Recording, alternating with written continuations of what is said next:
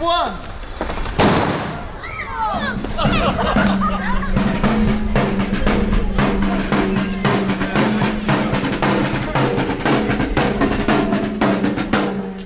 Our Redcoat soldiers marched through the township every day.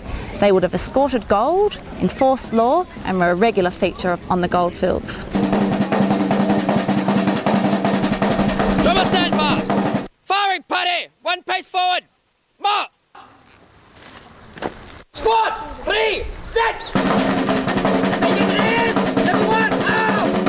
Fire! Out! Fire!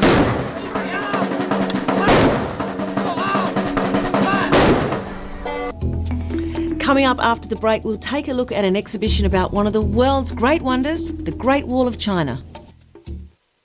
Beginning Tuesday.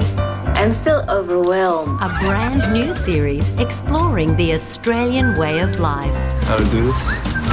Hold it like this. As 3 exchange students broaden their horizons. You're going to be on stage. Next week, meet Sujatha as she experiences the Aussie farm. Oh, she's got lovely feathers. The all-new series This Australian Life begins Tuesday on Australia Network. Since the time of free education in the 1970s and 80s, Australian universities have definitely changed. Well, I can't do it for you. You got to go out and do it. Now the hallowed precincts are run as businesses that need to attract fee-paying students. I realise it's not cheap to come to university. Each subject costs money. Join us for a special insight into the particular challenges facing this generation of students. Down Undergrads, next Wednesday on Australia Network.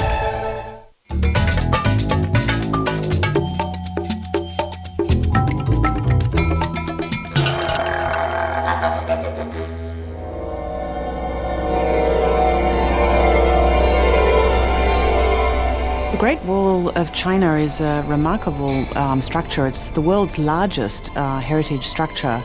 Contrary to popular belief, it's actually not one single wall, but a series of walls that were built over a very long period of time, over 2,500 years in fact. So this exhibition really looks at the history of the wall, what it is, and the themes associated with the Great Wall of China. No one actually knows the exact length of the wall. The estimates are from anything between sort of 5,000 to 7,000 kilometres to, 50,000 kilometres if you add up all of the sections that have been built over each of the different historic periods. So, when you think about the extent of Chinese territory that the wall covers, you're going from the Gobi Desert right out in northwestern China in Gansu province, sort of right across to the eastern seaboard of China. The walls played both defensive and offensive functions. They were built by different peoples for slightly different purposes, but they were essentially a military barrier, to define one area from another. The exhibition's on view here at the Powerhouse Museum in Sydney. It really is a first for the Powerhouse and in fact a first for the world. This is the first major international travelling exhibition on the subject of the Great Wall of China that spans its early origins right up until the present day. It's a project that was initiated by the Powerhouse Museum. It's been 4 years in the making.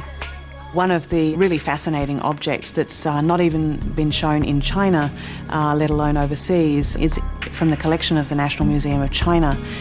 It's a series of plans of the Great Wall to the north of Beijing, and we feel very privileged to be the first place anywhere, both China and the world, for it to be displayed. One of the most popular exhibits is one of the entombed warriors from the burial mounds surrounding the tomb of Qin Shi Huang, the first emperor of China. He's a more than life-size statue of a crossbowman.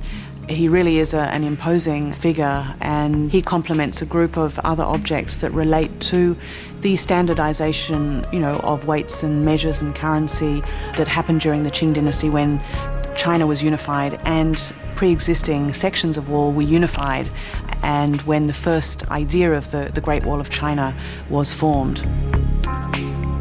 Another real treasure is a gold headdress ornament. Would have been worn by a noble woman from the Xianbei people in what is now Inner Mongolia. It's a very delicate object dating back, hundreds of years, and it really is a very precious and beautiful thing. Other objects include a striking group of objects from the Palace Museum, including a fabulous imperial chair or throne made from deer antlers that were hunted by the Qianlong Emperor. And a poem is engraved on the back of that chair which talks about the nomadic heritage, the martial spirit of the Manchu. And of course they were nomads, and they of course ruled China during the Manchu Qing dynasty, a time when the Great Wall ceased to really have any function. We've also got some quite fascinating contemporary objects in the exhibition, objects that really chart the transformation of the wall from a military barrier into a symbol of China and one of China's great tourist destinations. Among the wonderful objects that are on loan from the Palace Museum is this set of ceremonial armour